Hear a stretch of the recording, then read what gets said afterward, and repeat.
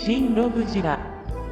Welcome back to Rob's Godzilla Room Reviews. Looking to finish off the oddities arc of this little series, so let's just get started by talking about the SEGA Premium Prize Shin Godzilla and Godzilla Filius. SEGA and their Godzilla figures, or let's be honest here, statues, really are something to behold. Like SEGA's anime or anime film tie-in figures, they are just of a lovely quality and, at release, were pretty decently priced. While these lads are UFO claw grab prizes, they did go on sale for a decent $25 to $30, and in looking at the competition, that's an absolute blessing. If you've ever been in the market for an anime figure, sometimes the likes of Kotobukiya, even Banpresto, you'll find figures far exceeding into the hundreds. So to have smaller figures like this with premium detail and some pretty good paint, that's a blessing. A real blessing. And while I don't own the Banpresto counterparts of Shin Godzilla and Godzilla Filius, I do own a few Banpresto Eva figures and a Banpresto Dragon Ball Z figure, and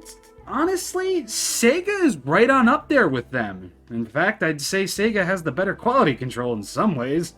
Either way, SEGA did a pretty dang good job on these. History-wise, Shin Godzilla was released in 2016 alongside a slew of Shin Godzilla plush toys and hanger plush toys, with the Heat Ray variant releasing a little bit later on. One important piece of history about this particular figure, though, is that it is the very first SEGA-made Godzilla figure. Oh yeah, SEGA started with Shin Godzilla. What a way to begin. While Godzilla Filius over here was released in 2017, and like Shin was released alongside some plush toys, some plush hangers, all that stuff, with the Godzilla Earth variants releasing a little afterwards. And just to go over the boxes really quick, very simple stuff to see here. Shin Godzilla, Godzilla Filius, picture of Shin, teaser art for Godzilla Filius over here, movie poster on the side, movie poster on the opposite side, picture of Shin Godzilla on the top, Godzilla Kaiju Wakusei on the top, nothing on the bottom of the boxes, and on the back of the boxes we get two read-ups over here, and we get instructions on how to put the tails on, as well as how to put the stands together, and in all honesty, it is really that simple. You're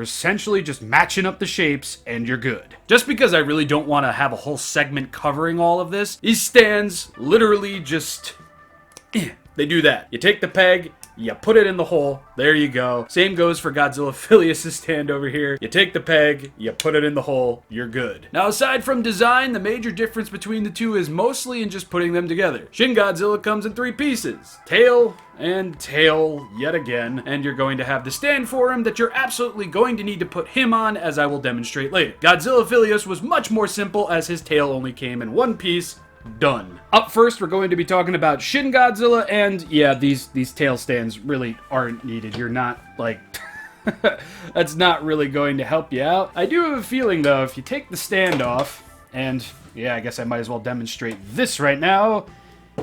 Yeah, Shin kind of goes off to the side a bit. But maybe if you put the tail stand on his tail over here. Okay, so the stand, I feel, with Shin will help him be displayed without his little stand over here. But me personally, I like keeping him on the stand because he's a lot more secure. Forgive me, I fear for the well-being of my figures. Now, in taking a closer look at Shin Godzilla, I really can't not be impressed, and I just want to stress this further. This was SEGA's very first Godzilla figure. I mean, need I say more? Look at all this. Look at all this. Yes, the one issue that I do have with this figure is just that the red isn't wholly accurate. It kind of looks like a dried blood stain, or a dried gravy stain at that. But then again, I guess that totally fits Shin Godzilla's MO. But this is just truly magnificent, man. From the detail on the center row of dorsal fins, to the detail on the head, which does look a little wonky when it comes to the teeth. I do feel the teeth are one of the major areas that a lot of people had issues with, just because Shin Godzilla had so many and they were pointing every which way, and I really do feel like this was probably the only way that SEGA could really capture his toothy mouth. So I'm not going to give him too much flack when it comes to that. I love that the eyes are raised off the mold, so it actually looks like Shin has eyes and they're not just holes in his face. And the front on shot of this figure is just magnificent. But honestly, every side of this figure is lovely. I mean, just look at that HD level detail on this guy.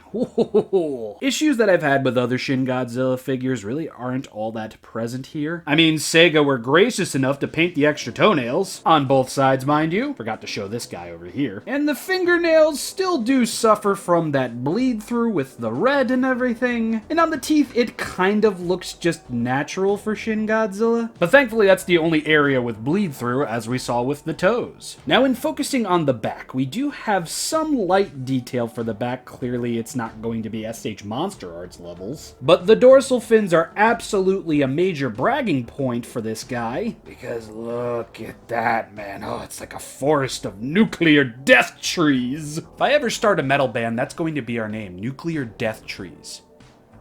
If you're watching this and you're starting up a metal band and using nuclear death trees, please just let me know. Now, to further look at the tail, I am going to detach it from Shin Godzilla over here. Here's what I was talking about earlier. Just match up the shapes. Boom, boom. Look at that. It's a nuclear death tree trunk. And we've got that orangish red in between all the major ridges over here. We do have some paint splidge over here. But for the most part, the tail is an absolute dream to look at. Well, more so a nightmare than a dream, but you know, in the good way. Again, we're going to have some fantastic detail on the upper portion of the tail with all of these spikes, which, yes, can be on the sharp side. Be careful. In fact, this thing slipped out of my hand the other day and cut my finger open. But yeah, look at that. Oh, ho, ho, ho. Now, the tip of the tail, or the rotted out hot dog as I called this thing in my original video, is very nice looking, but I don't know if I would call it 100% accurate. Yes, indeedy do, it does have all of that amazing detail, and I guess I really shouldn't be complaining about it being fully accurate, but there really ain't no face here. Now, I know it's been a contesting point that the face wasn't present the entire time the fourth form was on screen, but I don't know, it's just a slight nitpick of mine. For the most part, the tail is fantastic. Now we can take a closer look at the base of Shin Godzilla's tail, since I don't have to worry about the tail smacking my camera in the face, and we do have this one lone scraggly dorsal fin over here, which isn't that delicate. It's pretty solid, but I wouldn't recommend, you know, testing your luck with it. Not to repeat myself, but again, the paint and the detail over here is magnificent. But what really further sells this figure in terms of paint and detail is just the fact that they got the skin of Shin Godzilla down to a T, and there is red creeping and crawling all over Shin Godzilla's body. I mean, look at that. The beautifulness of these arms. Emaciated, bloody, and wrinkly. That just sums up Shin Godzilla to a T. God, looking at this with a better camera nowadays, just wow, SEGA, wow. This is just premium work. And you know, for a UFO claw grabbing prize, this is really good.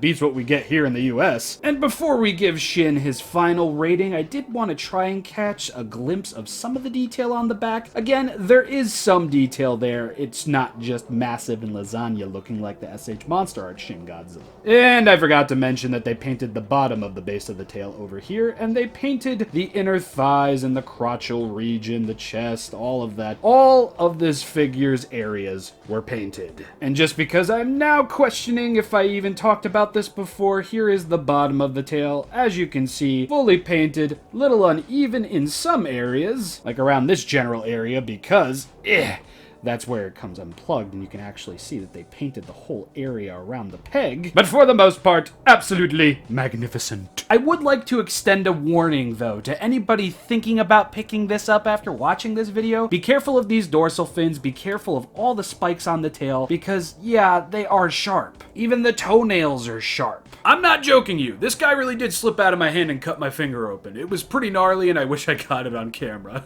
But anyway, Sega's first Godzilla figure being Shin Godzilla and them totally knocking it out of the park is definitely something that Sega deserves praise for. Honestly, I wish some of their games turned out as good as this figure did. So with all of this praise, you've probably already guessed it, Shin Godzilla is going to get a solid start in terms of paint and detail.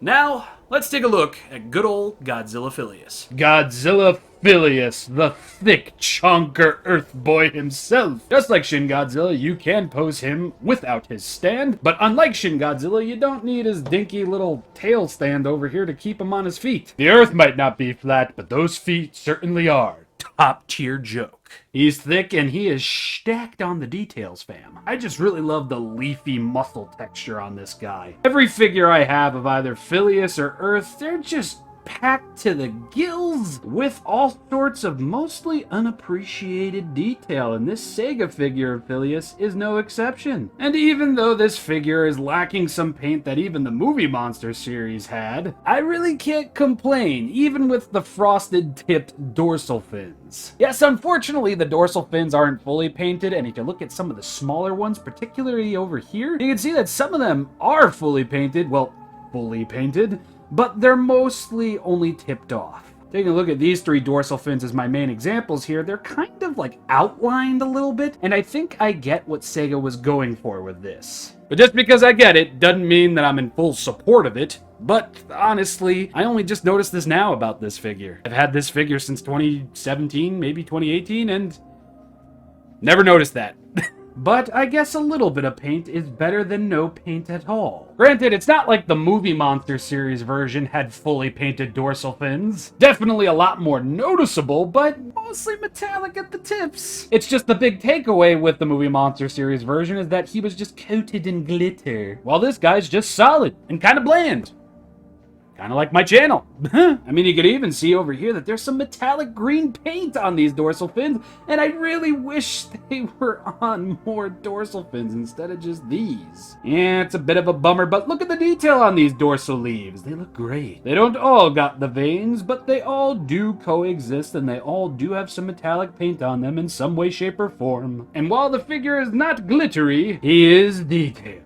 Massively detailed. Look at those goji titties. Look at them goji bicep. Just look at that upper calf definition. Filius might not have the attention to detail in terms of paint that Shin had, but the detail is all the same. Strong, muscular, leafology, and still kind of derpy / sad puppy looking in the face. Now, while I wouldn't call the entire figure multicolored, you will see a few different shades of bluey greens scattered throughout this guy. Again, it's so subtle, but it is there. It is, or old ShinRobjira has been sitting under the photography lights for too long again. Again, it's nowhere near as noticeable as it was on the movie monster series version, but it's still there, and that absolutely counts for something. Now let's just put his tail back on and take a look at the holes at the bottom of his feet over here. His feet are placed differently than Shin. They've got a little bit more of a stance going on. You just gotta